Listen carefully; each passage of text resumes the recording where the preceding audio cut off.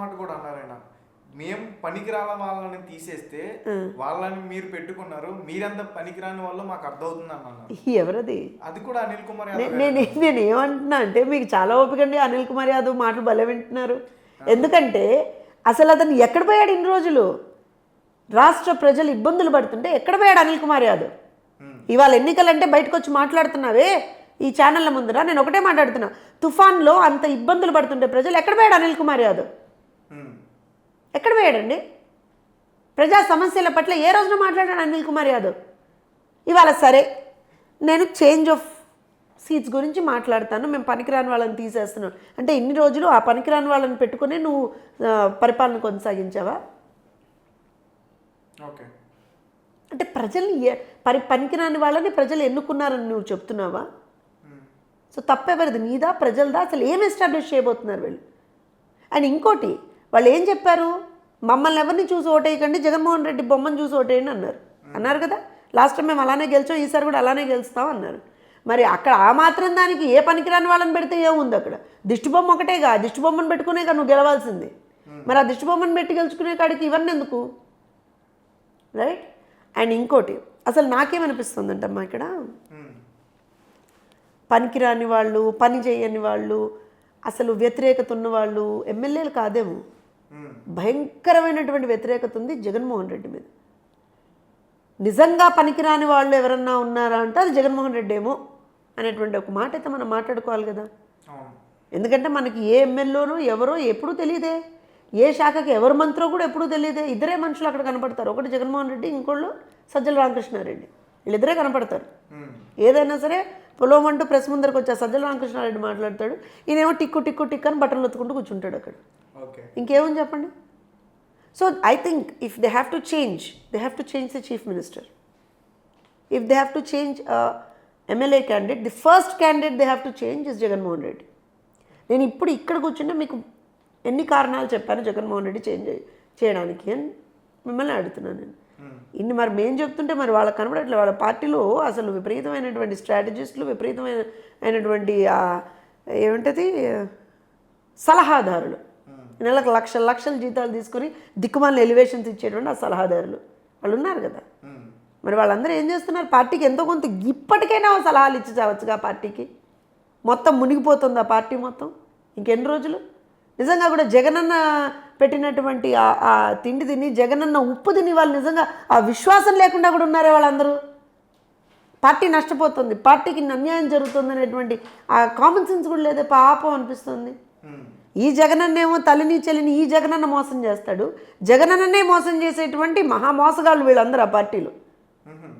అంతేగా, లక్షల జీతాలు తీసుకుంటున్నారా లేదా అమ్మా? మరి ఒక్కటన్నా సరైన సలహా ఇచ్చారా జగన్మోహన్ రెడ్డికి? అయ్యా 3 రాజధానులు పాసిబుల్ కాదయ్యా, ఓన్లీ సింగిల్ రాజధాని ఉంటుంది.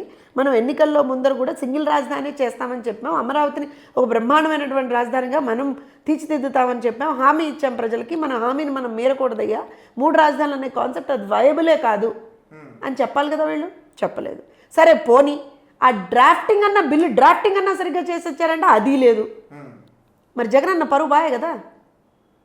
అటు కౌన్సిల్లో పోయింది, అసెంబ్లీలో పోయింది, ప్రజల ముందర పోయింది, ఆఖరికి కోర్టు ముందర కూడా పోయింది.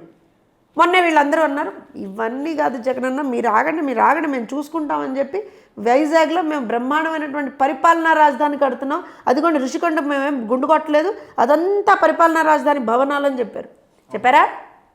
కట్ చేస్తే కోర్టు అడిగింది, ఏమ్మా పరిపాలనా రాజధాని కడుతున్నారట, ఓకే వెల్ అండ్ గుడ్, ఏమేం కడుతున్నారు ఒకసారి మాకు లిస్ట్ ఇవ్వండమ్మా అని అడిగింది కోర్టు. తోచి మేము అసలు అక్కడ ఏం కట్టట్లేదండి, అసలు ఎక్కడ ఏమీ కట్టట్లేదండి, పరిపాలన లేదు, ఏమీ లేదండి అక్కడ. ఎవరు చెప్పారండి మేము అసలు అక్కడ ఏమైనా కడుతున్నామని? అవి ప్రభుత్వ భవనాలను ఎవరు చెప్పారండి అని కోర్టులో తెల్లమొహం వేశారు ఈ మహానుభావులు. మళ్ళీ జగనన్న పరువు తీశారా? పోని మరి ఎందుకయ్యా జగనన్న? మొన్న పాపం అదే జగనన్న ఏదో ఒక సభలో నిలబడి, జనాలు రాని సభలో, పరదాల మాటన జరిగే సభలో, చెట్టు నరికేసి జరిగేటువంటి ఒక సభలో నిలబడి జగనన్న మొన్న మాట్లాడాడు. పాపం ఏమన్నాడు? ఏదో నేను ఒక చిన్న ఇల్లు కట్టుకుంటే నా మీద ఇంతకన్నా ఏడుస్తున్నారండి అన్నాడు. 500 కోట్లు పెట్టి పాపం చిన్నిల్లు కట్టుకున్నాడు జగన్మోహన్ రెడ్డి, కొండెంచి ఎక్కేసి. ఆ చిన్నిల్లు మీద కనీసం మరి జగన్మోహన్ రెడ్డి కట్టుకున్నాడన్నా వీళ్ళు కోర్టుకు చెప్పాలిగా. ఆయన చెప్పుకున్నాడు పాపం, నేను కట్టుకున్నానండి 500 కోట్లు పెట్టి చిన్న ఇల్లు కట్టుకున్నాను అనేమో ఆయన చెప్తున్నాడు. వీళ్ళేమో లేదండి పరిపాలన అదంతా పరిపాలనా రాజధాని కింద కట్టామని వీళ్ళు చెప్తున్నారు బయటకు వచ్చి. లేదు మళ్ళీ కోర్టుకు వెళ్తేనేమో లేదు లేదు అసలు ఏమీ లేదు అక్కడ. మరి ఆయన ఇల్లు కట్టుకున్నాడు, ఎందుకు కట్టుకున్నాడు? పరిపాలన చేయడానికి కట్టుకున్నాడా, లేకపోతే వెకేషన్గా ఇచ్చేసుకోవడానికి కట్టుకున్నాడా, లేకపోతే అష్టచమ్మ ఆడడానికి కట్టుకున్నాడా, లేకపోతే తొక్కుడు బిళ్ళ ఆడడానికి కట్టుకున్నాడా? దేనికి కట్టుకున్నాడు అక్కడ ఇల్లు అసలు తెలవాలిగా. పాపం అనిపించట్లా మీకు జగన్మోహన్ రెడ్డిని చూస్తే?